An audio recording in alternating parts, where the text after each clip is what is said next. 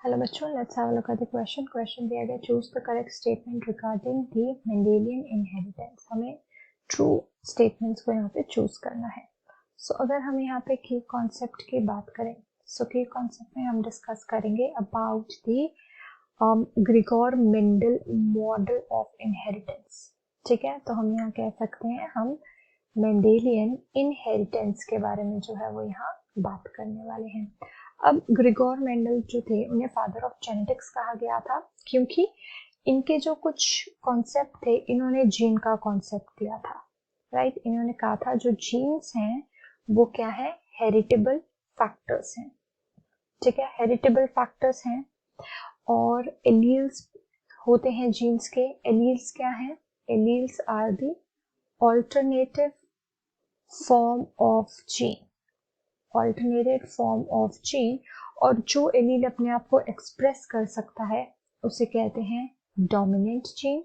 Right, and जो gene अपने आप को एक्सप्रेस नहीं कर सकता है उसे कहते हैं रिसेसिव जीन। ठीक है, इन्होंने आगे कॉन्सेप्ट दिया था हमारा लॉ ऑफ सेग्रीगेशन।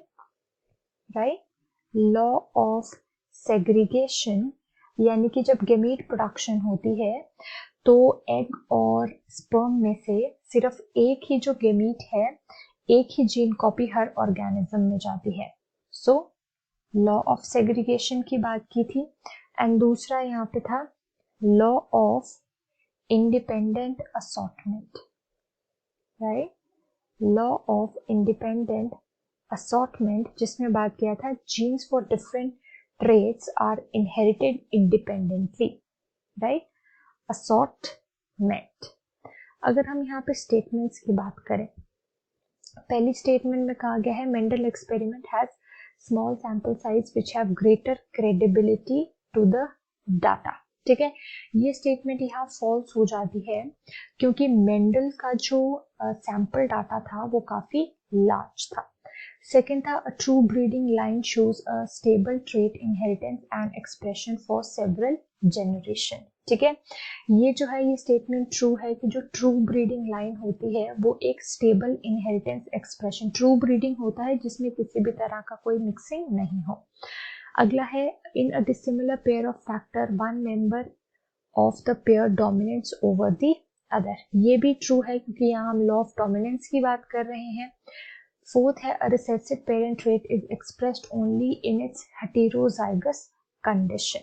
ठीक है, इस चीज की अगर हम बात करें यहाँ पे हेटेरोजाइगस कंडीशन में यहाँ कहा गया है तो ऐसा पॉसिबल नहीं है क्योंकि हेटेरोजाइगस कंडीशन में ये चीज भी हो सकती है और ये चीज भी हो सकती है, ये डोमिनेंट भी हो सकता है और ये रिसेसिव भी हो सकता है। तो यहाँ पे सिर्फ एक ही ट्रेट एक्सप्रेस हो सकता है, सो ये भी फॉल्स हो गया। नेक्स्ट है, two allele of a gene are located on the homologous site on homologous chromosomes. ठीक है, तो ये स्टेटमेंट जो है वो भी बिल्कुल ट्रू हो जाती है क्योंकि एक ही जीन की दो अल्टरनेट फॉर्म्स एक ही साइड पे प्रेजेंट होती हैं।